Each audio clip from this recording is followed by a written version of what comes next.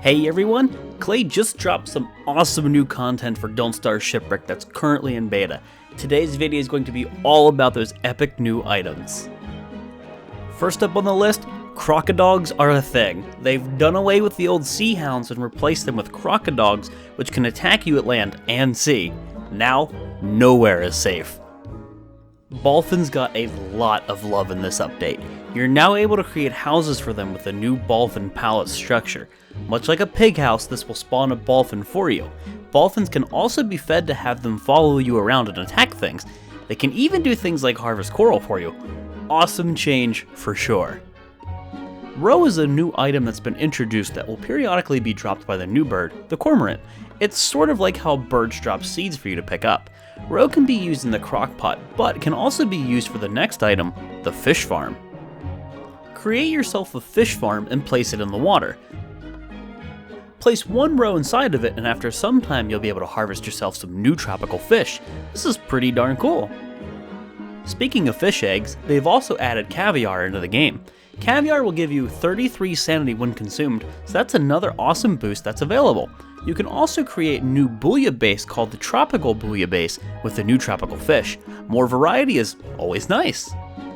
Mussel beds have really interested me. This is an item that will let you create a spawn point for mussels, which then allows you to use a mussel stick to harvest them for food. The fact that you can create a spawner for mussels is a very interesting idea to me, and I'm a total fan. Following the spawner creating items, we have ourselves the coral Nubbin. With this item, you're able to create a rock that will grow coral upon it. This means you can control wherever you want your coral fields to reside. I cannot wait to take advantage of this.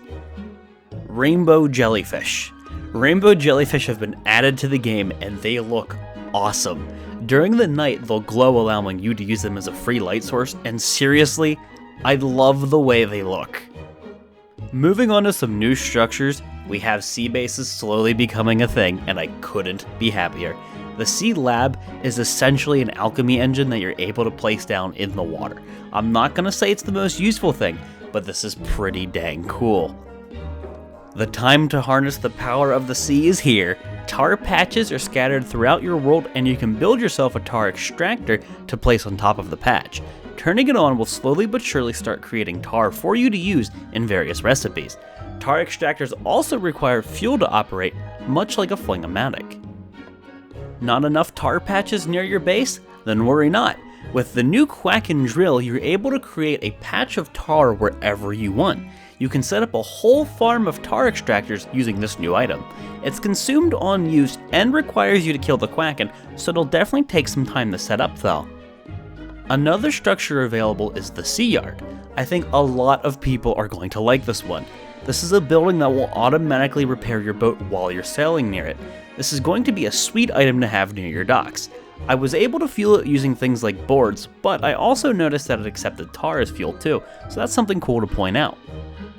With the tar that you've obtained, you'll be able to make another new light item, the tar lamp. Willow mains, eat your heart out. This is an interesting light that is capable of being equipped on both your boat and carried by your character on the land. It has a small light radius similar to a torch and appears to drain at a rather rapid rate. Keep your eyes on its durability. Tar suits have made their introduction to the game. They appear to be similar to blubber suits and have 100% water resistance. This just appears to be another option to avoid becoming soaked while exploring the world of Shipwrecked. Chimeneas at sea.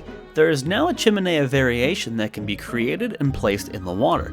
Just like the normal one, it'll use standard fuel types to fuel it. Pretty neat to have another beacon of light at sea. The evil water beefalo have also received an update. Over time, just like normal beefalo, the water beefalo, or ox, will produce offspring. Soon, your waters will be infested with the little babby oxen.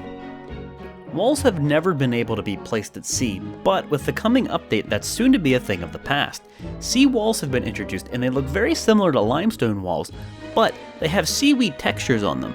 I don't see myself using this too much, but I think they make an awesome decorative item for sure. There is even another boat available for all of us to use. It's called the Encrusted boat, and boy howdy, it's a beast. This boat has a whopping 800 HP, 300 HP higher than the previous maximum, and it's a bit slower than most. If you want to take the sail around in, this is your best option. Guys and gals, I have saved the best item for last, the Quackering Ram. I freaking love this item. It equips to your boat's accessory slot and is a whole new realm of fun. Running into enemies will cause massive amounts of damage, and any structure you run into, best beware. You'll be able to break coral, buildings, and any enemy who stands before you with this new item. It's such a blast to sail around causing mayhem with a Quackering Ram. Oh, until it keeps crashing like mine does. Alrighty guys, that means it's time to wrap up the video. I'm sure there's a lot of stuff that wasn't picked up on during the initial day of release and stuff that's likely to be added, but I hope you enjoyed this quick overview of some of the new content. If you did enjoy the video, go ahead and hit that like button so I know. Feel free to tell me about any new items or mechanics you may have come across in the content in the comments below. I have to say, I'm absolutely loving this update. Shipwrecked really needed some love, and this update is fitting the bill splendidly. Thanks for watching everyone, and I'll see you next time.